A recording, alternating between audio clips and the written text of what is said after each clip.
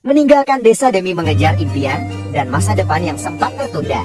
Berselingkuh tepat di depan matanya sendiri, mantan istri ternyata lebih memilih pria mapan dan kaya. Ingin balaskan dendam, Tiko memilih untuk mengadu nasib di ibu kota.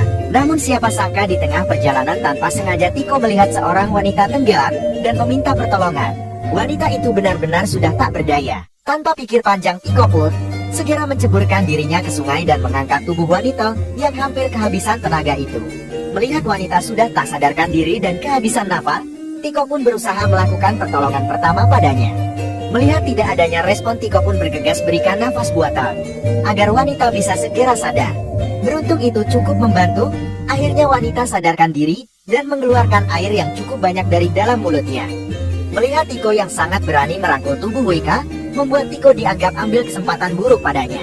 Beruntung Wika memberitahukan jika Tikolah yang menolongnya. Siapa sangka ternyata Wika adalah seorang pengusaha muda kaya raya, mewarisi kekayaan orang tua dan menjadi pemimpin di perusahaan. Tak membuat Wika menjadi orang yang angkuh dan sombong.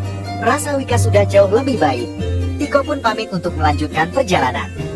Melihat ketulusan Tiko membantunya, sepertinya membuat Wika tertarik untuk mengenal dirinya. Rezeki memang tidak ada yang tahu. Berkat ketulusannya membantu Wika, akhirnya Tiko bisa dengan mudahnya bekerja sebagai staf di perusahaan ternama. Melihat kegigihan seorang Tiko, Wika yang tak lain adalah atasannya sendiri pun akhirnya tertarik dan jatuh cinta pada Tiko.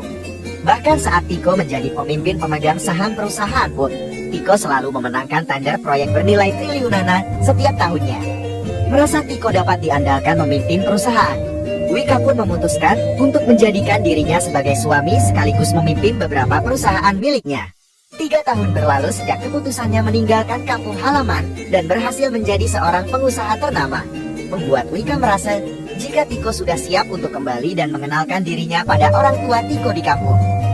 Merasa sudah sangat lama tidak mendengar kabar dan keberadaan Tiko di kota, ibu terlihat sangat khawatir pada keadaan Tiko dan ingin sekali bertemu dengan putranya. Ayah yang merasa jika Tiko baik-baik saja pun akhirnya menenangkan sang istri. Mendengar kabar dari warga kampung sebelah, ternyata Tiko adalah seorang pengusaha ternama, membuat kedua orang tuanya sangat bangga dan terharu. Tak percaya jika putra yang selama ini sudah cukup menderita bisa membawa nama baik dirinya di kota, ibu Tiko pun ucapkan rasa syukurnya. Mengingat di kampung Tiko belum ada listrik, orang tua Tiko bermaksud ingin melihat berita yang disiarkan langsung di sana. Bergegas berjalan dengan penuh semangat. Namun siapa sangka saat mereka akan pergi, tiba-tiba saja mereka dikejutkan oleh kedatangan mantan menantunya. Sepertinya selama ini Tiko sudah merahasiakan perbuatan keji lisan dari orang tuanya. Ternyata Dodi adalah seorang putra tuan tanah. Hari itu, mereka datang ke desa tempat tinggal orang tua Tiko, memaksa warga kampung termasuk orang tahu Tiko untuk angkat kaki dari kampung tersebut. Merasa akan diuntungkan dari hasil penjualan tanah pada salah satu pengusaha yang berencana akan membangun jalan tol, Dodi memutuskan untuk secara paksa memeras warga kampung. Dodi memanglah pemuda yang sangat serakah dan licik. Mengingat akan luasnya kampung halaman Tiko itu, entah berapa banyak keuntungan yang akan Dodi dapat. Tak terima Dodi menilai tanah kelahiran mereka dengan harga yang sangat rendah, warga kampung pun menolaknya dengan tegas. Wika yang saat itu tahu betul bagaimana perasaan Tiko, berusaha menenangkan dirinya. Terbayang masa lalu yang masih membekas di hati, ternyata membuat Tiko masih trauma.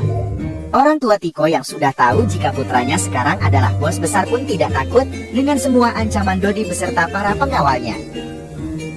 Melihat dan mendengar omong kosong yang diucapkan oleh ayah Tiko, membuat Dodi akhirnya perintahkan pengawal untuk memberinya pelajaran.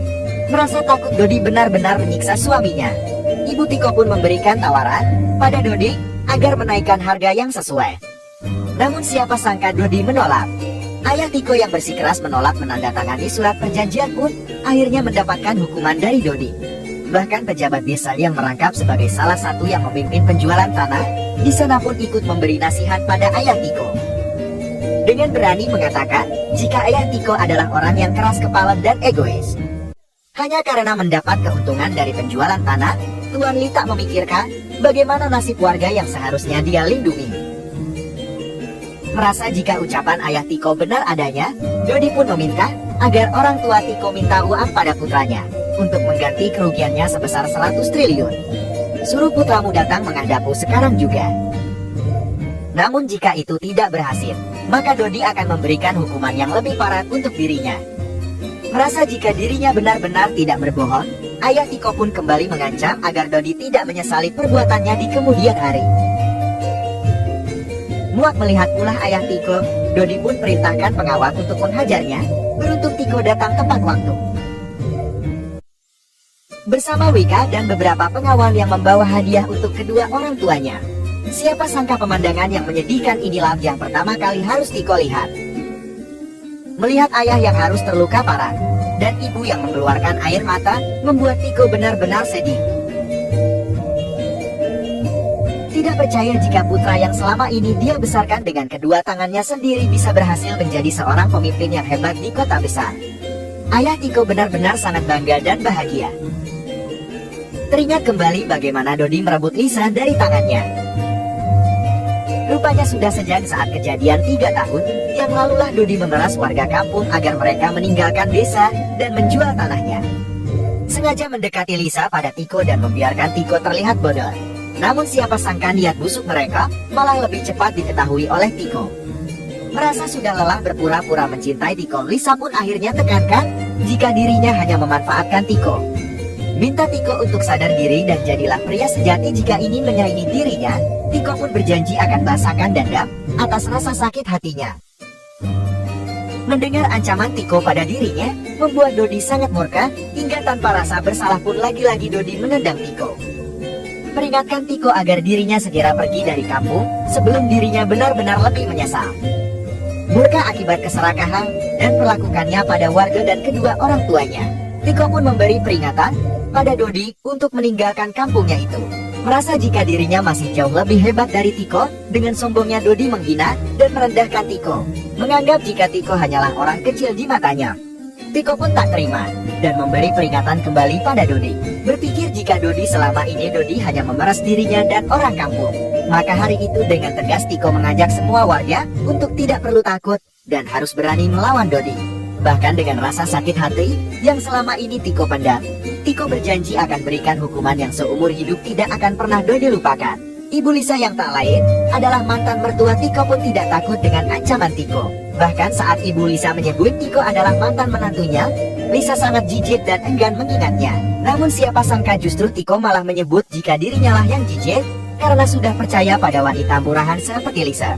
Menyesal mengapa bisa menikahi wanita tukang selingkuh dan pembuat onar. Mendengar pernyataan Tiko membuat ayah benar-benar terkejut. Mengetahui jika selama ini diam-diam dia sudah mendapatkan perlakuan tidak adil dari istrinya sendiri.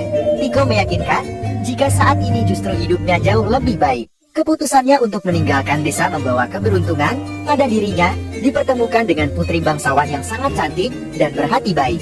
Mendengar cerita Tiko, membuat Dodi geli dan tidak percaya dengan semua drama yang Tiko katakan.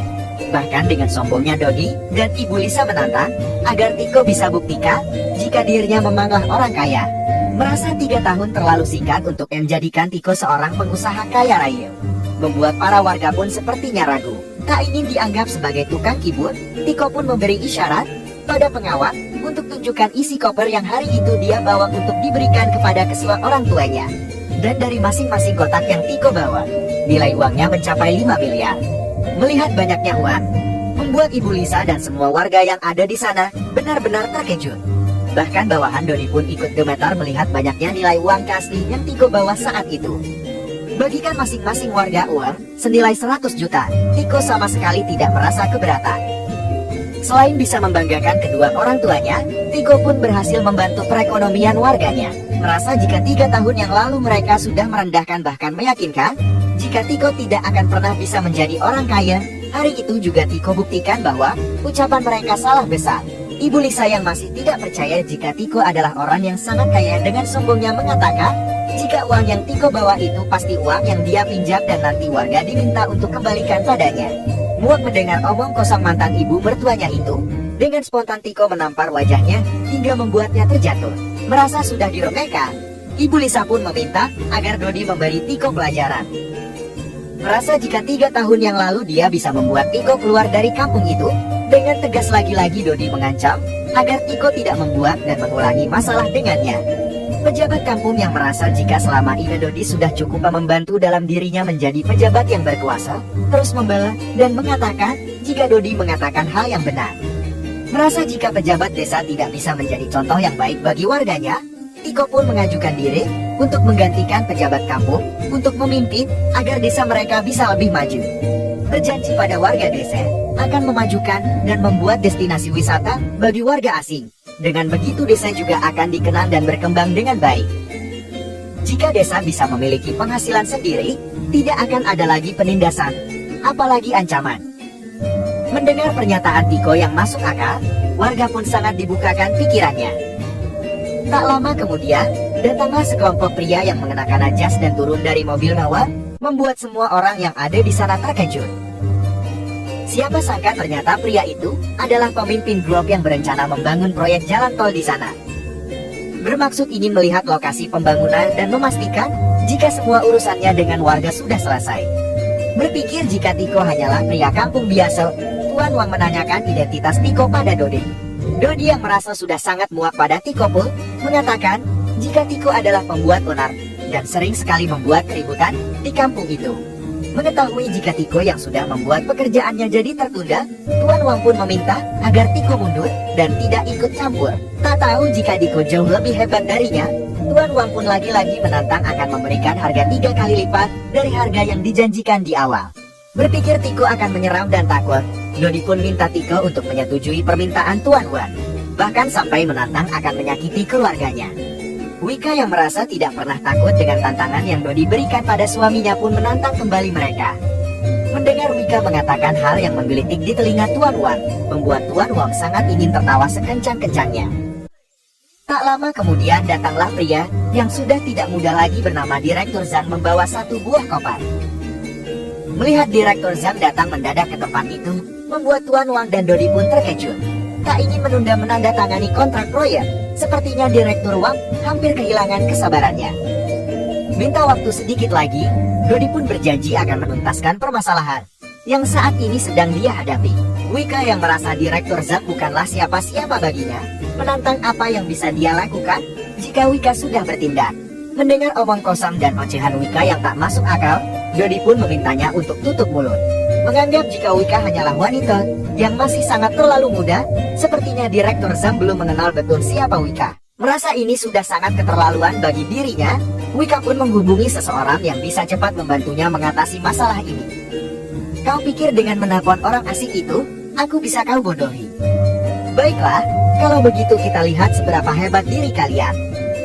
Memang pria tak tahu malu, beraninya Dodi meremehkan Wika dengan ingin menyentuh wajahnya. Mengancam, jika sekali lagi Dodi berani menyentuh dirinya, Wika paskan dirinya dan seluruh keturunannya akan menderita seumur hidup. Tiko lagi-lagi ingatkan pada Dodi, jika dirinya masih ada satu lagi kesempatan untuk menghentikan semua perbuatan kejinya itu. Merasa tak terima dianggap remeh oleh Tiko, Dodi pun ingin menghajar Tiko, namun siapa sangka justru tangan Dodi hampir saja patah oleh anak buah Tiko yang tidak terima. Melihat jika bos mereka terancam, anak buah Dodi pun bermaksud ingin melawan. Sama halnya seperti Dodi, ternyata anak buahnya pun sama-sama bermulut besar namun nyalinya kecil. Peringatkan pada Dodi bahwa mulai hari ini didinya yang akan bertanggung jawab atas desa dan seluruh warga yang ada di kampung. Akan aku pastikan mematahkan kaki siapapun yang dengan sengaja dan berani lagi datang ke kampung ini dengan niat yang buruk. Tak percaya jika sekarang Tiko benar-benar sudah sangat hebat. Lisa pun menyalahkan atas semua permasalahan rumah tangga mereka yang disebabkan oleh Dodi. Merasa Lisa dan Dodi sangat serasi, dengan tegas Tiko akan membuat Lisa pun membusuk dengan Dodi di penjara. Memang tak tahu malu, kalau sudah tahu jika Tiko ternyata benar orang kaya. Ibu Lisa baru mau menganggap jika Tiko adalah menantunya. Tak sudi jika suaminya dianggap menantu, Wika pun marah besar. Bahkan pejabat desa yang mendengar jika Tiko ingin merebut kekuasaannya pun keberatan atas keputusan Tiko untuk melengsarkan dirinya. Dengan tegas Tiko mengatakan jika pria tua itu tidak layak lagi memimpin kampungnya. Warga yang merasa sangat dikhianati pun mulai terbuka mata dan pikirannya untuk melengsarkan pria tua itu dari kursi dan kedudukannya. Tak terima jika mereka dianggap pengkhianat, Tuan Bowo pun marah besar. Jika ini sudah jadi keputusanmu, maka baiklah kita mulai saja permainannya. Pastikan kau tidak menyesalinya. Terdengar dari kejauhan beberapa mobil mewah dengan teriakan yang sangat keras. terdengar dari kejauhan beberapa mobil mewah dengan teriakan yang sangat keras. Namun siapa sangka ternyata semua warga mendukung dan berpihak pada Tiko. Bahkan semua warga siap pasang badan jika sampai terjadi keributan besar di sana. Menganggap jika warga kampung adalah pemberontak, Tuan Bowo pun mengancam akan membuat mereka menyesali keputusannya. Meminta warga untuk menarik diri dari data warga kampung yang saat ini dia pimpin. Dengan tegas Tiko mengatakan jika dirinya tidak bisa mengatur warga kampung.